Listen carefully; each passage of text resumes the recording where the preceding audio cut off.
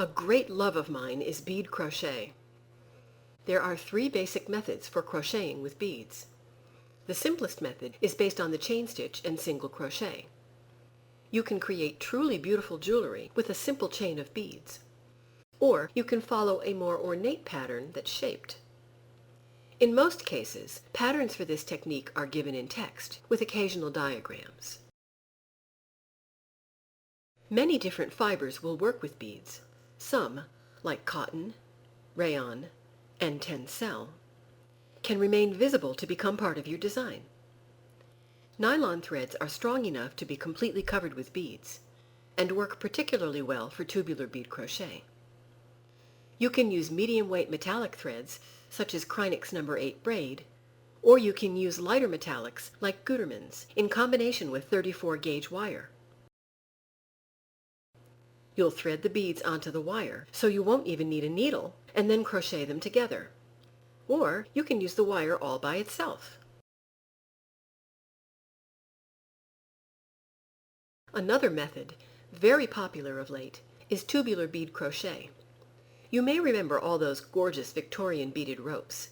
Tubular crochet is the technique they used way back then. The basic idea is to create a spiraled tube of beads, in which all the fiber stays on the inside of the tube, and all the beads are on the outside. Beaded crochet can be worked with lightweight pearl cotton, size 10 or 12, or with conso bonded nylon, which is very strong and resistant to wear. Another wonderful fiber is Gutermann top stitching thread, which comes in an astonishing range of colors. In most cases, you'll use a size 10 steel crochet hook, but you can use from size 13 with small beads to size 8 with larger beads. Beads are threaded onto the fiber before you crochet. Unless you're working in only one color, you'll follow a pattern and repeat it as many times as is necessary to achieve the desired rope length. A good rule of thumb is to allow 6 to 7 inches of threaded beads for each inch of crocheted length. Patterns may be in text, or graphical, or a combination of both. I suggest placing a paper marker between each repeat if the pattern is complex. By the way, threading beads is an excellent activity for bored teenagers and spouses. As with all crochet, tubular bead crochet starts with a simple chain that has the same number of stitches as the stitches in the circumference of your tube. Each of the stitches in your starting chain should have 1 bead. Simply bring the bead down the thread so it rests near the hook. Then catch the bead in the chain.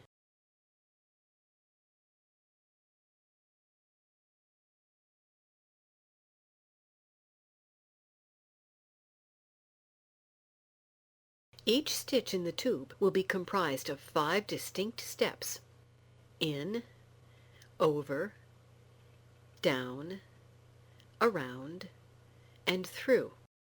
Insert your hook in the chain, push the bead over the hook, bring a bead down the thread, wrap the thread around the hook, pull the thread through the loops.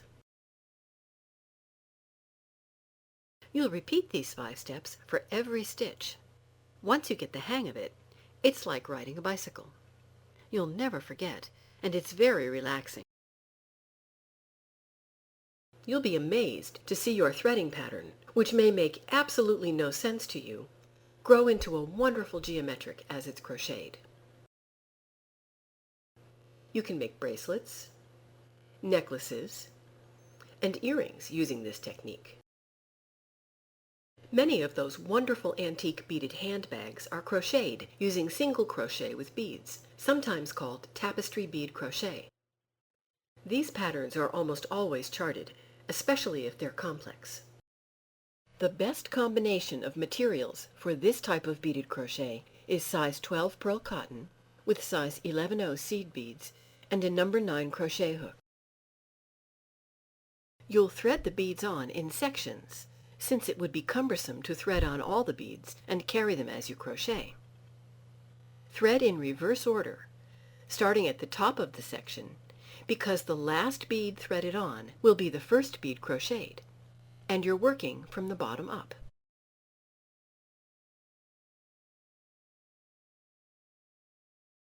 The project will start with a chain, which is the foundation for subsequent rounds of single crochet, each stitch having a bead. In Tapestry bead crochet, you'll step up at the start of each round, unlike tubular crochet, in which you simply keep crocheting in a spiral. This step up is accomplished in 3 parts. First, you'll join the last stitch of the round to the first stitch with a slip stitch. Then you'll make 1 chain. To complete the step up, you'll make the first single crochet of the new round in the same space as the slip stitch. Then simply crochet the round in single crochet until you reach the end, when you'll repeat the step-up process to get the new round started. Keep threading in sections, then crochet each new section into the existing work. You'll love watching your project grow.